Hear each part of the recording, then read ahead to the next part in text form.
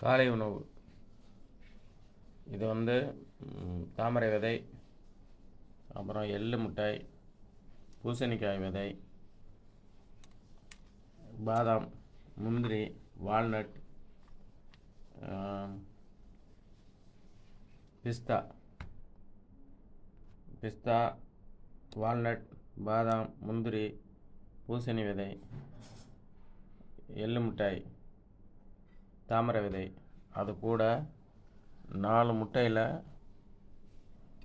3 white, 1 மட்டும் முழு முட்டையாக எடுத்துக்கிறேன் எல்லோட.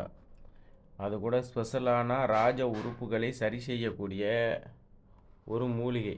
இது வந்து மூக்குரெட்டை கீரை. இந்த கீரை சூப்பு நேற்று பறிச்சுட்டு வந்தோம், இன்றைக்கி சூப்பு போட்டாச்சு. இந்த காலை உணவு இதுதான் இன்றைய காலை உணவு.